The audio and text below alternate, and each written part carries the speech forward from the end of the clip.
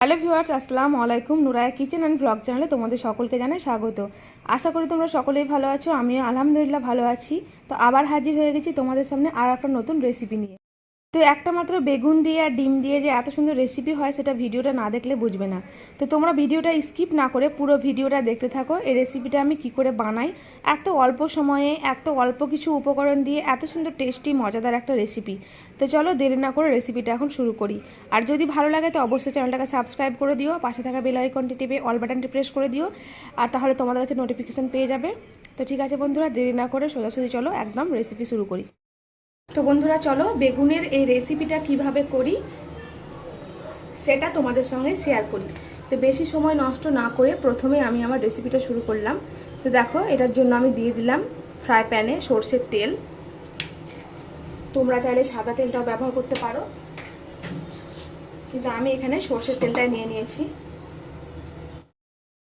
তো তেলটা দেখো গরম হয়ে গেছে। এখন আমি এখানে দিয়ে দেবো কেটে রাখা বেগুন।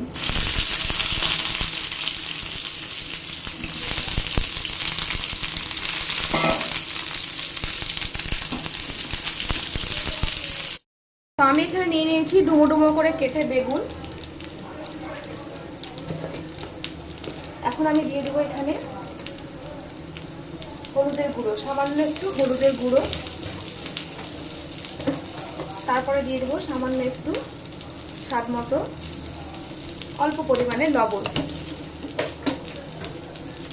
তো আবার একটু ভালো করে নাড়াচাড়া করে নিতে হবে।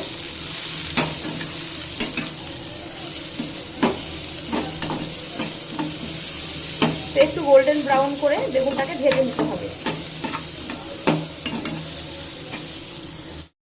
তো বন্ধুরা দেখো, বেগুনগুলো কিন্তু আমার লাল লাল করে ভাজা হয়ে গেছে। এখন আমি বেগুনটাকে তুলে নেব।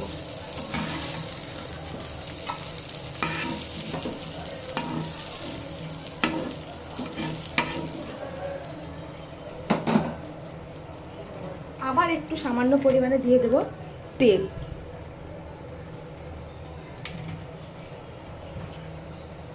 তো তেলটা 2 মিনিট মতো গরম হতে একটু সময় দিতে হবে। কড়াইটা অবশ্য আমাদের গরমই আছে, তখন তেলটা বেশিক্ষণ সময় লাগবে না গরম হতে। তো দেখো তেলটা কিন্তু মোটামুটি গরম হয়ে গেছে। এখন আমি এখানে দিয়ে দিচ্ছি একটা কেটে রাখা পেঁয়াজ, একটা কাঁচা লঙ্কা।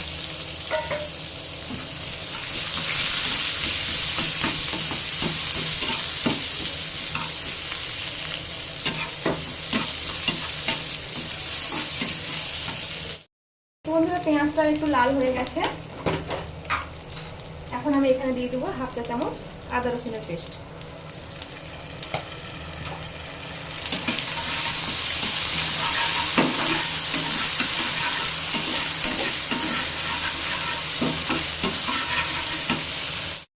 এবার আমি দিয়ে দেবো একটা ছোট সাইজে কেটে রাখা টমেটো।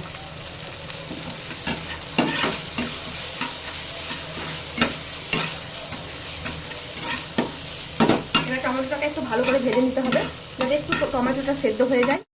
তো দেখো বন্ধুরা, টমেটো মশলা পেঁয়াজ সব ভালোভাবে ভাজা হয়ে গেছে। এবার আমি এখানে দিয়ে দেবো লবণ। যেহেতু বেগুনে আমি বেশি লবণ ব্যবহার করিনি, এখন দেখো এখানে দিয়ে দিলাম আমি স্বাদ মতো লবণ। আবার আমি দিয়ে দেবো এখানে পরিমাণ মতো হলুদ, জিরে ধনের গুঁড়ো, হাফ চা চামচ মতো জিরে ধনের গুঁড়ো দিয়ে দিলাম। তারপরে দিয়ে দেবো স্বাদের জন্য 1 চিমটে চিনি। চিনিটা না দিলে তো রান্না একদমই অসম্পূর্ণ। একটু কাশ্মীরি লঙ্কার গুঁড়ো।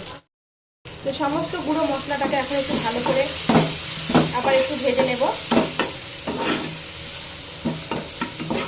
এবার এগুলোকে এক সাইডে লাগিয়ে আমি এখন দিয়ে দেবো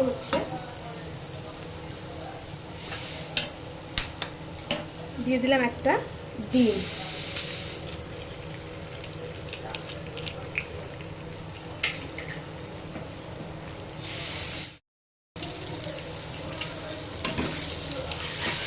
তো ডিমটাকে এবার আমি ভুজিয়া করে নেব।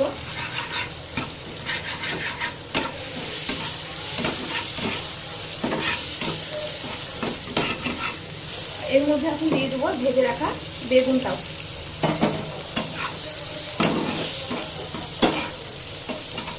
তো কিছুক্ষণ 2 থেকে 3 মিনিট নাড়াচাড়া করে নিতে হবে।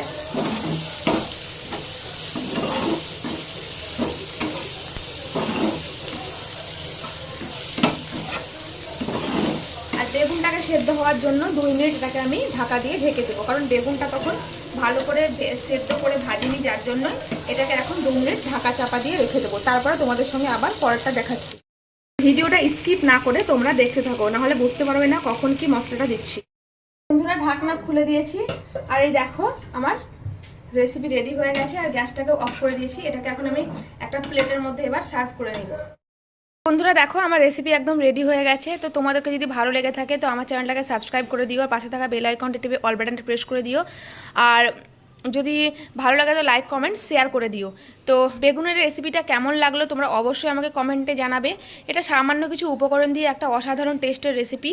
তো অবশ্যই তোমরা এটা একবার হলেও বাড়িতে ট্রাই করবে। আর গরম গরম ভাত দিয়ে, এটা রুটি দিয়ে বলো, খুবই সুন্দর হয় খেতে। তো ঠিক আছে বন্ধুরা, আজকের মতো রেসিপিটা এই পর্যন্তই। আবার ইনশাল্লাহ নতুন একটা রেসিপি নিয়ে তোমাদের সামনে হাজির হয়ে যাবো। তো সবাই ভালো থেকো, সুস্থ থেকো, খুদা হাফেজ, আসসালামু আলাইকুম।